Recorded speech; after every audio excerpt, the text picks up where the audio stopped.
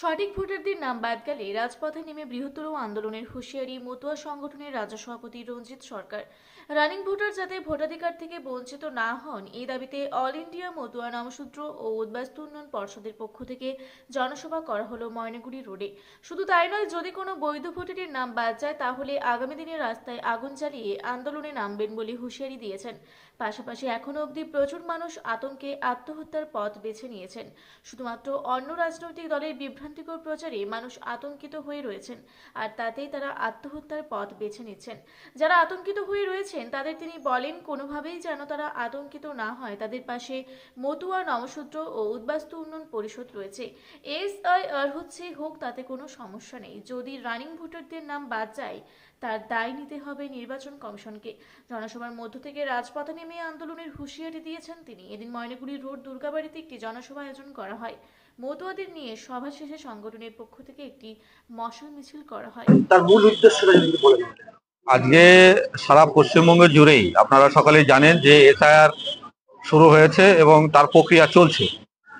আমরা মতুয়া নমশূদ্র উদ্বাস্তু সমাজের মানুষ ভীষণভাবে আতঙ্কিত যে সাধারণ মানুষের নাম ভোটার তালিকা থেকে যাতে বাদ না পড়ে যায়। আমরা চিন্তিত এবং বিভিন্ন রাজনৈতিক দলের নেতারা যেভাবে বলছেন যে 1 কোটি 1.5 কোটি মানুষ ভোটাধিকার প্রয়োগ থেকে তারা লিস্ট থেকে তাদের বাতিল করা হবে। অনেকে প্রাণ দিয়েছেন অলরেডি, অনেকে আত্মহত্যা বেছে নিয়েছেন এবং এতে একটা সমাজে একটা চরম প্রভাব রয়েছে। আমরা চাই যে 2024 সাল পর্যন্ত যারা ভোটাধিকার প্রয়োগ করেছেন তারা প্রত্যেকেই দেশের নাগরিক এবং তাদের তালিকা থেকে যাতে কোনো রকম তাদের নাম বাতিল না হয় সেই দিকে লক্ষ্য রাখা।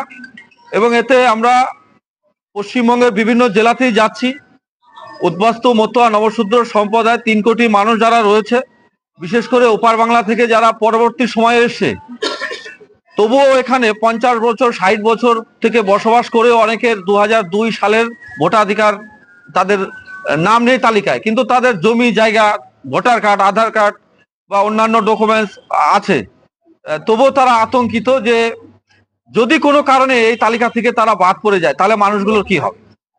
আমরা চাই এসআইআর হোক, কিন্তু এসআইআর মাধ্যমে যাতে কোনো মানুষ এই ভোটাধিকার প্রয়োগ থেকে বাতিল না হয়। যদি বাতিল হয় তাহলে কিন্তু আমরা বসে থাকবো না। আমরা আগেও জানিয়েছি, বিভিন্ন জেলায় জেলায় আমাদের যারা উদ্বাস্তু মতুয়া সমাজের মানুষ তারা রাস্তায় আগুন জ্বালিয়ে বিক্ষোভ করেছে, বিভিন্ন রাজপথে আমরা আন্দোলন করছি। আমরা চাই যে এর একটা সুষ্ঠু সমাধান হোক এবং আমরা আজকেও উত্তরবঙ্গের জলপাইগুড়ি জেলা তথা এই ময়নাগুড়ি শহরেও এখানেও অনেক অসংখ্য মানুষ এখানে আজকে উপস্থিতি। সবাই আজকে এখানে একটা সবার মধ্যে একটা চিন্তার বিষয় রয়েছে যে আমরা আজ পর্যন্ত জানতে পারছি যে 14 লক্ষ মানুষকে অলরেডি তালিকার থেকে বাতিলের প্রক্রিয়া চলছে। এটা কোথায় গিয়ে দাঁড়াবে আমাদের জানা নেই, তবে আমাদের আন্দোলন গণ আন্দোলন আমরা তৈরি করব। মানুষের অধিকার হনন করা যায় না। সাধারণ মানুষ, খেটে খাওয়া মানুষ, এই এলাকারও অনেক চাষি মানুষ যারা দেশভাগের বলি হয়ে এখানে 60-70 বছর থেকে স্থায়ীভাবে বসবাস করছে, হঠাৎ করে তাদেরকে এইভাবে ভোটাধিকার থেকে কোনো মতে বাতিল করা যাবে না। আমরা আন্দোলনে সামিল হয়েছি এবং আগামী দিনে আমরা দেখব, আমরা পর্যালোচনার মধ্যে রয়েছি।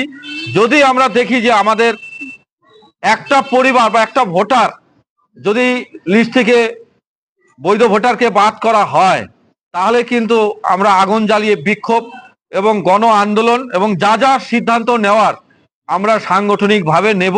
3 কোটি মানুষ তারা রাস্তায় থাকবে। সাধারণ মানুষকে কি বার্তা দেবে? আমরা সবাইকে এটাই বার্তা দিতে চাই যে কেউ যেন ভয়ে আতঙ্কিত হয়ে আত্মহত্যা না করেন। আমরা তাদের জন্য সবসময় আছি। আমরা অতীতেও ছিলাম, এর আগেও আধার কার্ড বাতিল করা হয়েছিল। আমরা কলকাতা রাজপথে সমস্ত রাজ্য থেকে সব প্রতিনিধি নিয়ে আমরা আম্বেদকরের পাদদেশে আমরা অবস্থান বিক্ষোভ করেছিলাম এবং 1 ঘন্টার মধ্যেই আবার আধার কার্ড চালু হয়ে গিয়েছিল। তো সেক্ষেত্রে আগামী দিনে যাতে এটা না হয়, আমাদের পরিষ্কার বার্তা যে 2024 সাল পর্যন্ত যাদের ভোটাধিকার প্রয়োগ করেছেন, যাদের জমি জায়গা আছে, বাড়ি গাড়ি আছে, যাদের ছেলে পেলেরা ছোট শিশুরা স্কুলে পড়াশোনা করে, যারা চাকরি করে, যারা ব্যবসা বাণিজ্য করে, যারা জমি জায়গা চাষ করে খায়, সাধারণ মানুষ শান্তিপ্রিয় তারা বসবাস করছে স্থায়ীভাবে, কোনো রকম অশান্তি নেই, কিন্তু এই এসআইয়ের মাধ্যমে আমরা বুঝতে পারছি যে একটা বড় ধরনের আতঙ্ক মানুষের মধ্যে কাজ করছে। আমরা কখনো দেখতে পাই এনআরসি, কখনো দেখতে পাই এনআরপি, কখনো দেখতে পাই সিএ, কখনো আবার এই এসআইআর। এই যে বিভিন্ন প্রক্রিয়ার মাধ্যমে মানুষকে আতঙ্ক ধরানো হচ্ছে, আমরা চাই যে মানুষ মুক্তি পাক। মানুষকে এভাবে হয়রানি করলে মানুষের মধ্যে একটা বড় আতঙ্ক এবং একটা কুপ্রভাব রয়েছে, যাতে এটা কেউ এই মানে আত্মহত্যা কেউ বেছে না নেন, তার জন্য আমরা সবাইকে সতর্কও করছি। আমরা দেখছি আগামী কয়েকদিনের মধ্যে এই প্রক্রিয়া সমাপ্ত হবে। তার পারিপার্শ্বিক কি পরিস্থিতি তৈরি হয় তার উপরে ভিত্তি করে আমরা গণ আন্দোলনে সামিল হব। ধন্যবাদ। আজকে আমরা এখানে আমাদের সাংগঠনিক যারা রয়েছেন, সকালের তদারকে আমাদের রঞ্জন মজুমদার সাহেব আছেন, আরো অনেকে আছেন এখানকার, আমাদের বিক্রম বাবু রয়েছেন এবং আরো অনেকে রয়েছেন, লোকালেও আমাদের নেতৃত্ব রয়েছেন, শিবশঙ্কর বাবু রয়েছেন এবং মনোজ বাবু রয়েছেন এবং আমাদের আরো নেতৃত্ব সবাই আছেন, জয়চান বাবু রয়েছেন। আমরা সবাই মিলে আজকে এখানে একটা বার্তা দেব। বার্তা দেওয়ার পরে আমরা আজকে এখানে একটি পদযাত্রার মাধ্যমেও এলাকাবাসীকে আমরা বার্তা দিতে চাই। ধন্যবাদ। জলপাইগুড়ি থেকে কনক অধিকারীর রিপোর্ট, রূপসী বাংলা মিডিয়া।